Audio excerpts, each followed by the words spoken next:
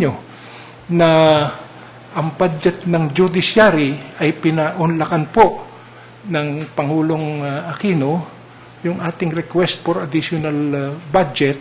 Sa ngayon po, ang budget natin ay 1.21% na of the national budget. It used to be 0.8% only. Yes. So may 0.4 increase po yan. So ito po siguro ay ating mapapaglaruan upang mapasulong yung ating mga problema. Okay, Justice. Also, one thing that I asked Justice about this morning is about the delay in the disposition of all cases in the Supreme Court. And he admitted that indeed there are old cases which are still pending with the court. If you will be the Chief Justice, how can you remedy that situation? Nakakatakot po yung mga old cases na yan. Buksan lamang ninyo, hihikain na kayo. What are we going to do if you will not open it? Inaaktuhan na po ng husgado yan. Okay. At ito po sa ngayon, si Senior Justice Antonio Carpio, may mga ginagawa na pong may mga panukalang hakbangin na inaprubaho na po ng NBank. Katulad ng pagkuha ng additional lawyers. Tapos katulad ng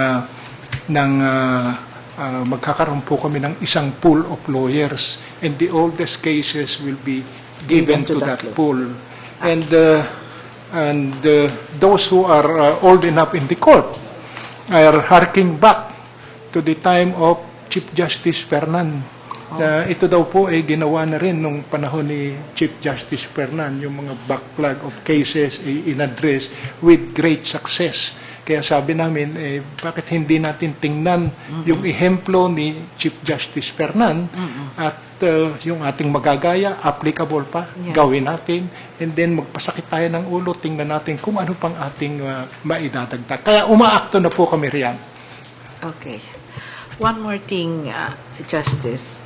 Now, what to you is accountability? What is your thoughts about accountability? How can you promote accountability in the judiciary? Accountability is a constitutional mandate. Yes. It's not a question of promoting accountability. But that's It's a question of complying. Yeah, that's on paper. Yes. But we have not complied with that. And I would like to tell our public and you, Madam, that we have been taking steps along these lines individually and as a court. I say individually because the day after the decision of a day after or two after the decision in the impeachment trial, yes, I found Ombudsman Chit Morales and I told her, sabi ko, padadala ko na sa iyo yung waiver ko, bahala ka na. So even before, and Justice Villarama also did this. There are some others I may not know of. But even before the court made a formal waiver of their disclosures, and then significant steps on individual basis have been already taken. Pero talaga pong kailangan natin na yan. Yung transparency is a need that is whose day has come. Kaya dapat po seryosohin na natin. Lamang, ang transparency po is not a magic word. Yeah. Na lahat po ay ipakikita na lamang natin sa publiko, sa madla, sapagkat we have many concerns to think of. Concern for the nation, concern for the court, and concern for our individual selves. You know, Madam, if we, in the past, well, this happened before our time, did not want to disclose our salens, I understand that this was because of concern for the independence of the court.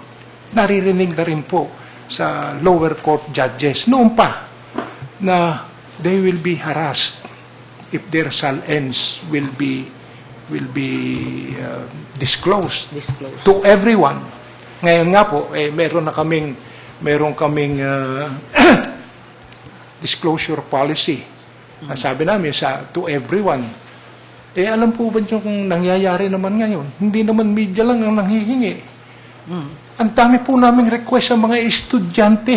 Pag-aaralan daw nila, assignment daw nila sa kanilang profesor. Is that so? Sabi ko, ano bang gagawin natin dito? So, I think we ended up putting up guidelines and we are making the disclosures as needed if this would be necessary for the preparation of academic papers. So, yan po these are my thoughts on the matter. So my last question, Justice Brion. As a Chief Justice, if you will be fortunate to be appointed, how do you want to be remembered?